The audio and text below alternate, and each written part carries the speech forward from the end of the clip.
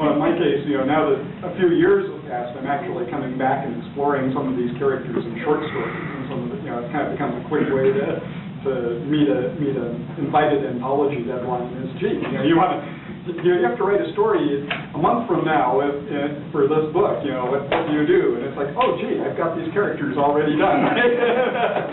Run through them. Question over here. Yeah, I'm up to writing my query letter and sending it out. I was wanting to know if you had any advice for query letters. Keep it as short as physically possible. Yeah, they're busy people, agents and editors. Yeah. They will love you if it's short. Yeah. So you just got to pack a lot of everything in very. Yeah, I made the mistake of wanting to do a 9-book series. Oh, yeah, you shouldn't tell them that. Talk about the first one. Yeah. Don't tell them. Don't tell them. Wait till you signed up with the agent and you're going to that first lunch together. Oh, by the way. Yeah, exactly. I've got these 8 other ones. What do you think? Yeah, apparently that's how it gets done. Yeah.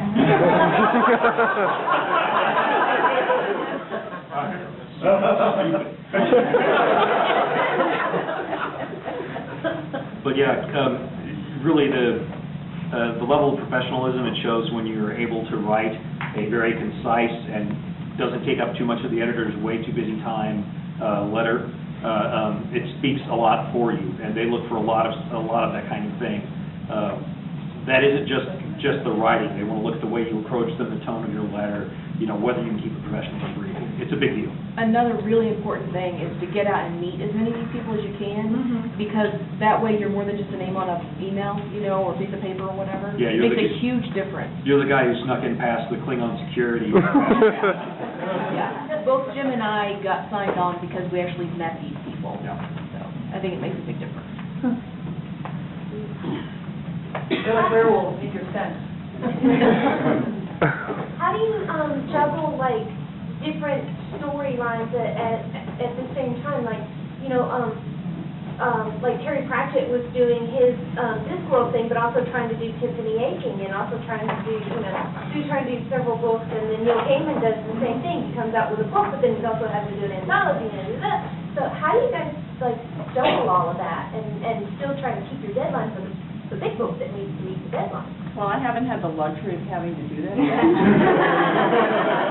But if I did, I would just simply stay organized. I have a Gantt chart that tells me what I should be doing. Yeah, she uses Excel as part of her writing process. I do. Well, I was an engineer for years. I can't help it. It's a sickness. Shannon, did you decide to write because your husband writes, or did you write in spite of him writing?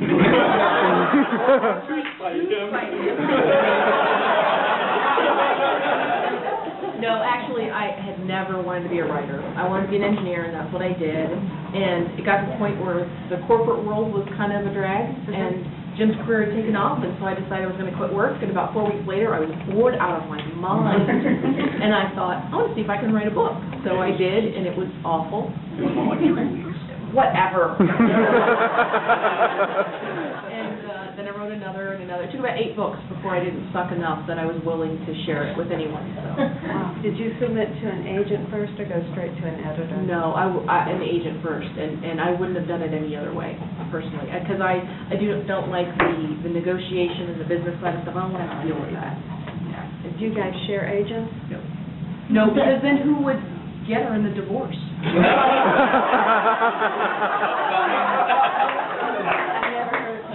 Like I said, she's got the chart and everything. Good point.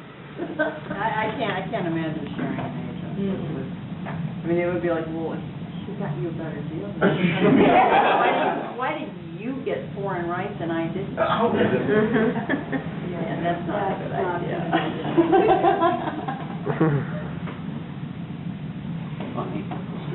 So in writing urban fantasy, you're dealing with a lot of either supernatural creatures or maybe your character is supernatural, and especially as the series goes on, do you ever worry about hitting the wall of okay, I just punched out God.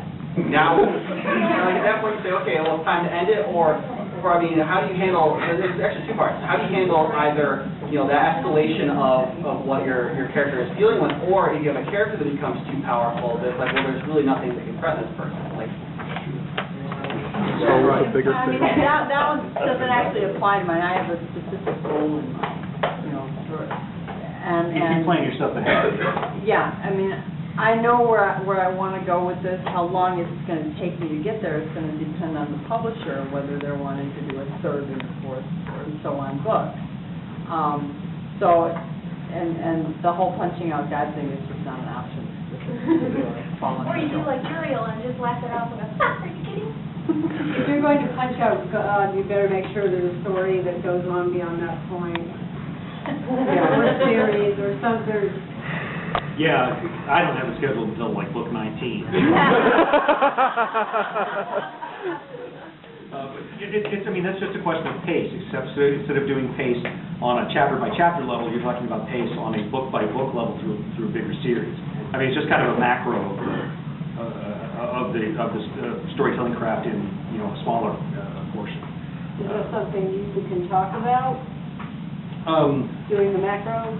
I guess so. I mean, I planned the overall story of the Dresden Files the same way I planned the course of a novel. It's just that I broke down the story events into various novels. I just kind of did it bigger because I wasn't bright enough to come up with something new. So I just did the same thing again. That's one of the things I really admire about people who are good at short stories. Short stories, really, you have to accomplish all the same things that you accomplish in a novel. In a short story, you've got to do it in like this much space, like trying to have a knife fight in a phone booth. I'm awful at short stories.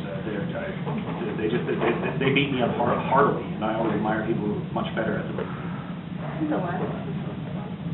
Yeah. Short stories, look, but I mean, it's like the short stories, if you could see how much I agonized over them, it's pathetic. Or Waldrop says that short story is about the most important minute in your character's life. That can be useful for refining down, what do I actually want to deal with here? Probably not the marriage 20 years from now and the childhood trauma 30 years back. Oh, although that is one of the ways I think of the Dresden Files books is to say, okay, what's the worst weekend Harry has this year? All right, we'll write about that. That's where those books come from. I like the lasting advice about writing short stories. Write the last chapter of a novel. And so Stephen Bruce, I really like Bruce's story that he wrote in response to that challenge. Yeah, pretty much short stories for me come about as something, I pretty much go on a long walk and I sit there and kind of start thinking about what's going to happen in the events of the characters, lives. You know, basically, I almost do it like a storyteller craft, where I sit there and run it through until it becomes almost like a real event in my mind, like I'm telling about something that happened at my day at work. And then I just sit down and write it, and that becomes a short story, basically. I do it. I give myself challenges. The second story that I published with Dave, I set myself a challenge because I read a horror story about a rainbow. And yes, I can. Rainbows in came out of it, and I've had a lot of people comment on it. Oh, yeah. They hate me for it because I ruined the Skittles commercial.